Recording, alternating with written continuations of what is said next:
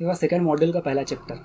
ये वैसे व्यक्ति के लिए है जो स्टॉक मार्केट में इन्वेस्ट तो करना चाहता है लेकिन कोई चीज़ सीखना नहीं चाहता, कुछ भी नहीं, और उसको चाहता है कि पैसा लगाएं और भूल जाए।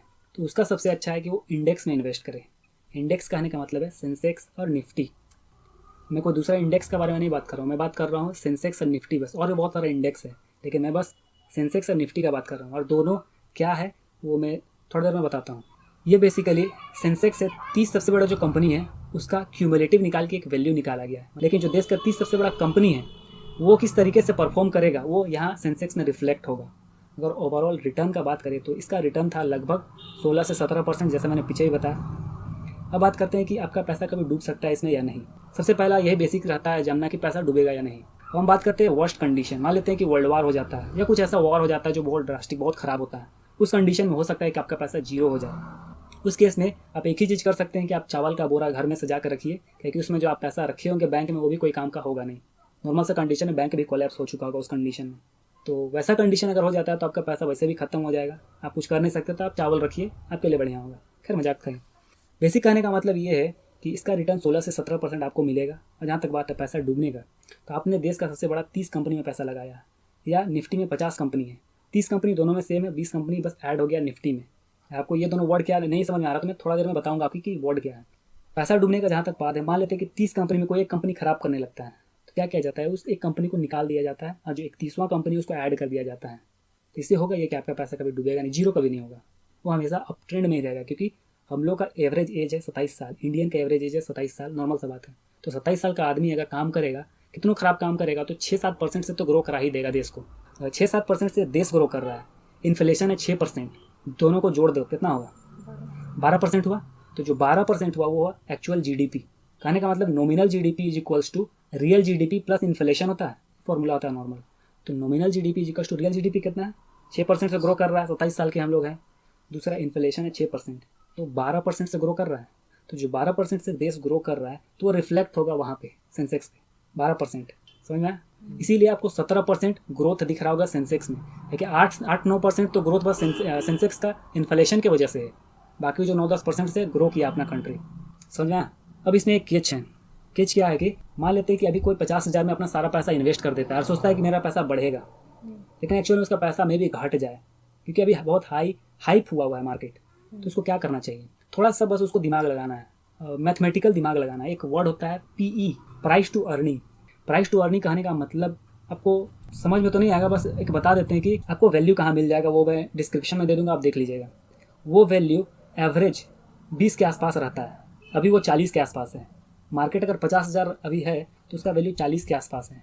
जब उसका वैल्यू घटने लगेगा, पी का वैल्यू 50,000 में जो सेंसेक्स है उसका वैल्यू नहीं बोल रहे हैं, पी का वैल्यू अगर घटने लगता है और वो 20 के आसपास आ जाता है, तो मैं चाहूँगा कि आप अपना होल्डिंग को बढ़ा दें। कहने का मतलब अगर आप 1,000 रुपये लगा रहे थे ETF में, कहने का मतलब सेंसेक्स का इंडेक्स में, तो मैं चाहूँगा कि आप उस समय 2,000-3,000 कर ले। और जब आप देखें कि पी का वैल्यू 8-9 के आसपास आ गया तो घर बेच के लगा दें।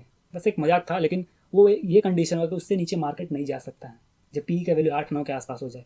9 पे गया था 2008-9 में, जब बहुत ख़राब कंडीशन हुआ था, बैंकिंग जो लेमन ब्रदर क्राइसिस हुआ था उसके वजह से वहाँ तक गया था।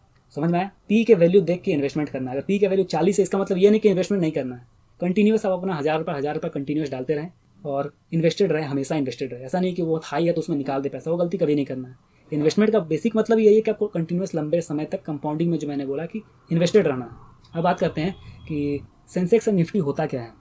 सेंसेक्स बेसिकली होता है बॉम्बे का 30 सबसे बड़ा कंपनी को लिया गया है। 30 कंपनी जो सबसे बड़ा कंपनी था, फ्री फ्लोट के हिसाब से लिया गया है। फ्री फ्लोट आपको नहीं समझ में आया तो छोड़ दीजिए अभी वो, बस इतना समझिए कि देश का जो 30 सबसे बड़ा कंपनी है जो स्टॉक मार्केट में लिस्टेड है उसको लिया गया और एक इंडिकेटर बनाया गया है। वो इंडिकेटर बताएगा कि कैसा मार्केट चल रहा है, वही हुआ सेंसेक्स। और सेम चीज़ दिल्ली के लिए है निफ्टी। तो आपने बहुत सा, अगर आपको नहीं पता तो मैं बता दूं कि देश में बहुत सारा मार्केट है। दिल्ली में है NSE है, बॉम्बे में BSE है, कलकत्ता में कलकत्ता स्टॉक एक्सचेंज है, जयपुर में है, बेंगलोर में है, चेन्नई में, ऐसे बहुत सारे स्टॉक एक्सचेंज था। अभी बेसिकली बस 2 ही है, बॉम्बे का है और एक दिल्ली का है। बाकी स्टॉक एक्सचेंज के बारे में बहुत को पता भी नहीं है। तो जो बॉम्बे का 30 सबसे बड़ा कंपनी है जो स्टॉक एक्सचेंज में लिस्टेड है, उस 30 कंपनी का क्यूमुलेटिव हुआ सेंसेक्स, जो रिफ्लेक्ट करता है, बताता है कि किस तरीके से पूरा मार्केट परफॉर्म कर रहा है। एक्चुअल में बस वो 30 कंपनी का बता रहा है, लेकिन समझा जाता है कि पूरा मार्केट उसी तरीके से परफॉर्म कर रहा है। ठीक वैसे ही NSE का है, कहने का मतलब कि नेशनल स्टॉक एक्सचेंज, जिसको कि दिल्ली का बोलते हैं, उसका क्यूमुलेटिव के लिए बनाया गया है निफ्टी। उसमें 50 कंपनी रखा गया है, 30 कंपनी दोनों में सेम है, बस 20 कंपनी ऐड कर दिया गया जानबूझ के, और एक फॉर्मूला लगाया गया है। अब आप बोलेंगे कि 50 कंपनी है तो इसका वैल्यू 13,000 और 14,000 क्यों है, और उसमें 30 कंपनी है तो 50,000 क्यों है। हो सकता है नॉर्मल क्वेश्चन, ये फॉर्मूला लगाया जाता है एक, वो फॉर्मूला हमको भी नहीं पता, बस एक क्यूमुलेटिव फॉर्मूला लगा के निकाला जाता है कि इसके आसपास इसका वैल्यू होना चाहिए। जैसे हम लोग का कॉलेज में था ग्रेडिंग सिस्टम, तो हर सब्जेक्ट को अलग ग्रेड दिया हुआ था, किसी को 4 क्रेडिट दिया हुआ था, किसी को 3 क्रेडिट दिया हुआ था, किसी को 2 क्रेडिट था, ऐसा था कॉलेज में। सेम टाइप का यहाँ भी होता है, कुछ कंपनी को ज़्यादा क्रेडिट दिया हुआ रहता है, कुछ कंपनी को कम क्रेडिट दिया हुआ रहता है, उसी हिसाब से कैलकुलेट किया जाता है ये सेंसेक्स और निफ्टी का वैल्यू। ये फॉर्मूला को आपको नहीं जानना, बस आपको जानना है कि इसका वैल्यू पे आपको इन्वेस्ट करना है, आपको पी के वैल्यू पे इन्वेस्ट करना है। अगर हाई है तो आप कंटिन्यूस इन्वेस्टेड रहिए, हमेशा इन्वेस्ट करते रहिए हर महीना। कहेंगे कि कभी अपना इन्वेस्टमेंट को तोड़िए नहीं, अगर 1000 कर रहे तो 1000 थोड़ा बहुत बढ़ाते रहिए, कम मत कीजिए। और जब घट जाए पी का वैल्यू, जब आपको लगे कि 20 या 20 से नीचे चला जा रहा है, तो अपना होल्डिंग को बढ़ाना शुरू कर दीजिए, आपके लिए बेहतर होगा। अब बात करते हैं कि ETF खरीदा कैसे जाता है। ये ओपन मार्केट से खरीदा जाता है, इंडेक्स जो बोल रहे हैं ना, वो ओपन मार्केट से खरीदा जाता है। कहने का मतलब कि जैसे स्टॉक्स खरीदते हैं उसी तरीके से सेम खरीदा जाएगा मार्केट से। अभी चाहे तो अभी क्या अभी खरीद सकते हैं अगर मार्केट ओपन रहे तो, लेकिन मार्केट बंद रहेगा तो नहीं खरीदाएगा। तो ओपन मार्केट से हम खरीद सकते हैं ETF, एक्सचेंज ट्रेडेड फंड। तो मेरा सजेशन रहेगा कि आप उसी को खरीदें डायरेक्ट, आपके लिए बेहतर होगा। और जहाँ तक बात है कंपैरिजन, तो अब अंतर क्या होगा कि हर व्यक्ति को इंडेक्स ही खरीद लेना चाहिए था, म्यूचुअल फंड क्यों खरीदता है। नॉर्मल सा क्वेश्चन हो सकता है कि अगर ये इतना ही अच्छा है तो आदमी क्या है नहीं इंडेक्स ही खरीदे, म्यूचुअल फंड खरीदने क्यों जाता है। फ़ायदा तो इंडेक्स में है, पहले फ़ायदा बता देते हैं इंडेक्स का। इंडेक्स का बेसिक फ़ायदा ये है कि जो म्यूचुअल फंड चलाने में कुछ एक्सपेंस रेशियो देना पड़ता है, मतलब कुछ चार्जेस देना पड़ता है। अब आप बोलेंगे कि ग्रो में तो लगता नहीं है और दूसरा 2-4 ऐप है उसमें लगता नहीं है, लेकिन मैं आपको बता दूं कि जो ग्रो ऐप है वो खरीदने का चार्जेस नहीं ले रहा है, लेकिन आप जिस फंड को दे रहे हैं, चाहे वो SBI हो, एक्सिस हो, HDFC हो, जिस फंड को दे रहे हैं वो आपसे एक्सपेंस रेशियो चार्ज करेगा। वो एक फंड मैनेजर बैठाएगा, उसको वो पैसा देगा क्योंकि उसको सैलरी देना पड़ेगा उस फंड को मैनेज करने का, तो वो एक्सपेंस रेशियो लगेगा ही लगेगा आपको जब आप म्यूचुअल फंड खरीदेंगे।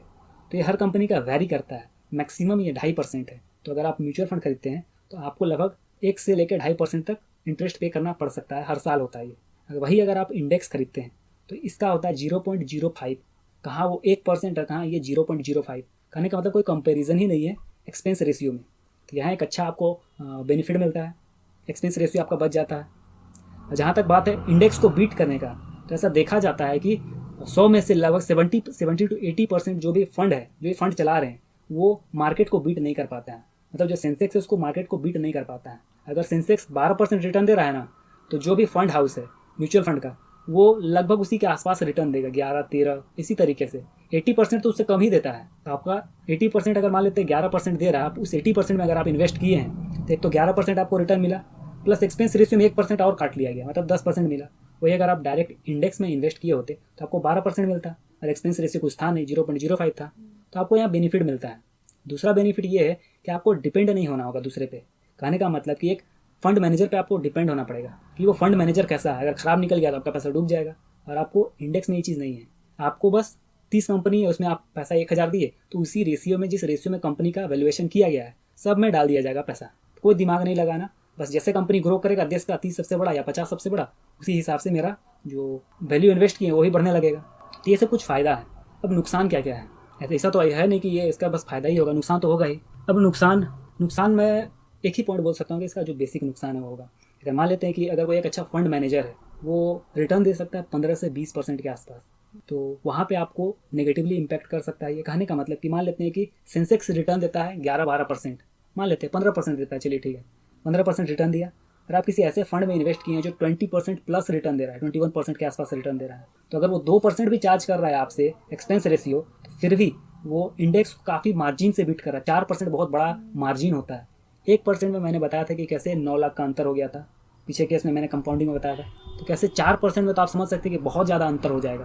तो अगर फंड मैनेजर बढ़िया है, अगर आपको उस पर भरोसा है, आपने उसे काम करते हुए देखा है, बेसिक मतलब यही होता है कि फंड मैनेजर को काम करते हुए देखना, ऐसे रियल लाइफ में नहीं, लेकिन वो जिस तरीके से काम करता है उसे देखना। म्यूचुअल फंड में जब बताऊंगा उसमें बताऊंगा कि क्या क्या चीज़ देखना चाहिए एक फ़ंड खरीदने में। तो ये था बेसिक। जो व्यक्ति को कुछ भी नहीं आता है उसे सीधा इंडेक्स में इन्वेस्ट कर देना चाहिए और हमेशा इन्वेस्टेड रहना चाहिए, उसे ज़्यादा दिमाग लगाना भी नहीं चाहिए, और उसे पी का वैल्यू बस देखते हुए इन्वेस्ट करना चाहिए। पी का वैल्यू जैसे कम हुआ अपना होल्डिंग को बढ़ाए। और एक चीज़ और छूट गया कि इंडेक्स जब भी आप खरीदेंगे तो आप 100 रुपये का इंडेक्स नहीं खरीद सकते हैं, उसका एक वैल्यू होता है 120 रुपये, 125 रुपये, 50 पैसा, ऐसे करके वो मार्केट में ट्रेड होता है।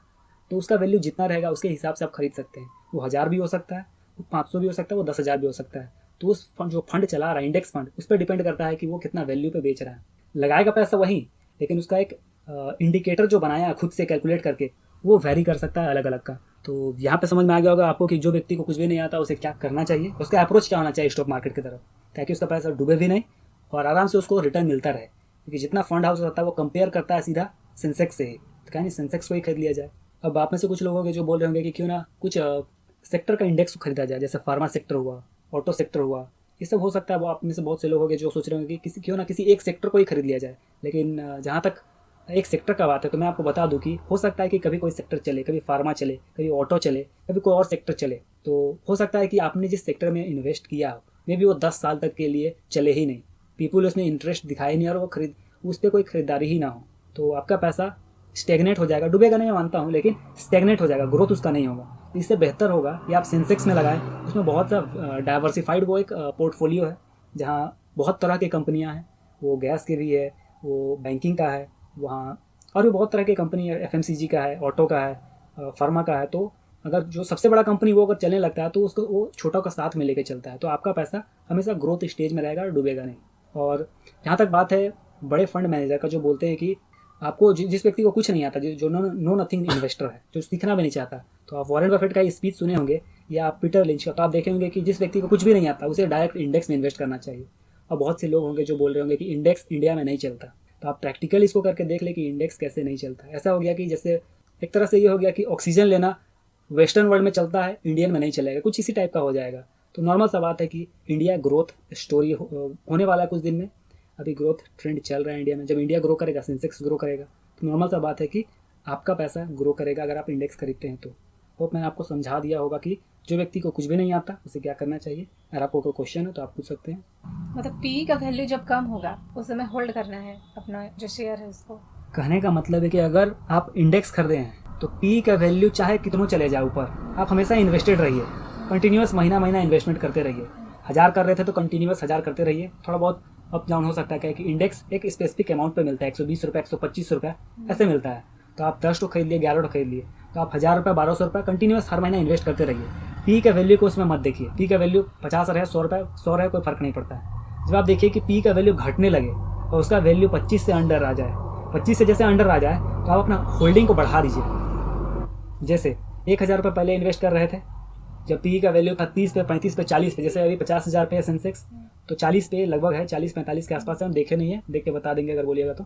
आप खुद भी चेक कर सकते हैं, डायरेक्ट पी ऑफ निफ्टी और NSE का साइट लिखिएगा तो आपको दिखा देगा, डायरेक्ट वेबसाइट मिल जाएगा, वहाँ से आप देख सकते हैं डेली का पी। ठीक, तो अगर मान लेते हैं कि उसका वैल्यू गिरने लगे, 25 से नीचे हो जाए, 25 से नीचे जैसे जाएगा वो, तो आपको अपना होल्डिंग को बढ़ा देना। पहले आप 1000 लगा रहे थे तो आपको 2000, 2500, 3000 ऐसे बढ़ा देना, थोड़ा सा बढ़ा देना है। जब आप देखें कि 20 से भी नीचे चल गया तो और आप होल्डिंग थोड़ा सा बढ़ा दीजिए, आपके लिए बेहतर होगा। ये 15 से नीचे चला जाए तो और बढ़ा दीजिए। ये जीरो नहीं होने वाला है, नॉर्मल सा बात है। ये जीरो हो गया, कहने का मतलब पी होता है प्राइस और नीचे अर्निंग। अर्निंग अगर जीरो हो गया, ऐसा कभी हो नहीं सकता, हर कंपनी का अर्निंग जीरो कभी नहीं हो सकता। 10 कंपनी है, उसका अर्निंग जीरो हो जाए मतलब देश का कंडीशन बहुत ही खराब हो जाएगा। पी जो वैल्यू है ना, ऊपर होता प्राइस। प्राइस कहने का मतलब जो 50,000 है वो प्राइस, और ई हुआ अर्निंग। ई हुआ अर्निंग। अर्निंग कहने का मतलब जो 30 कंपनी है वो कितना अर्न कर रहा है, टोटल जोड़ दिया जाता है, उससे निकलता है पीई वैल्यू। तो पीई वैल्यू जीरो तो कभी होने नहीं वाला है, क्योंकि अर्निंग होगा नहीं जीरो कभी। 30 कंपनी है तो 30 कंपनी का अर्निंग कभी जीरो हो जाए, ऐसा कभी हो नहीं सकता है। ना ही प्राइस कभी जीरो हो सकता है। कभी लगता है कि HUL और रिलायंस का वैल्यू जीरो हो सकता है, प्राइस जीरो होगा नहीं और अर्निंग जीरो होगा नहीं, तो जीरो कैसे होगा फिर? पी तो जीरो हो नहीं सकता। तो जितना नीचे आ जाए उतना बढ़िया हम बोलेंगे इन्वेस्टमेंट के पर्पज़ से। और ये ख़राब बात है, मानते हैं कि अर्निंग डाउन हो रहा है, लेकिन अगर आप इन्वेस्टमेंट के पर्पज़ से देख रहे हैं अपने लिए, लॉन्ग टर्म के लिए, अपने लॉन्ग टर्म के लिए, तो ये बढ़िया होगा आपके लिए कि जब उसका वैल्यू 8-9 के आसपास, जैसे कि 9 में आया था 2008 में, जो कि एक बहुत अच्छा अपॉर्चुनिटी था। जिस व्यक्ति को कुछ नहीं आता वो डायरेक्ट सेंसेक्स में उसमें इन्वेस्ट कर देता, बहुत बढ़िया रिटर्न उसको मिल जाता। लेकिन कोई ऐसा करता नहीं है, उसमें तो सब डरा हुआ था, सब भाग रहा था उसमें स्टॉक मार्केट से। लेकिन उसमें बहुत सारे स्टॉक्स भी होता है जो बहुत अच्छा वैल्यूएशन में मिलता है। जैसे कि अब हम अपना बात करें तो हम सेंसेक्स खरीदने नहीं जाएंगे, बिकॉज हमको आता है कि कौन सा कंपनी बढ़िया है, हमको देखने आता है। तो जो व्यक्ति को कुछ नहीं आता उसके लिए वो बढ़िया है, मेरे लिए कंपनी बढ़िया है। तो होप आपको समझ में आ गया होगा।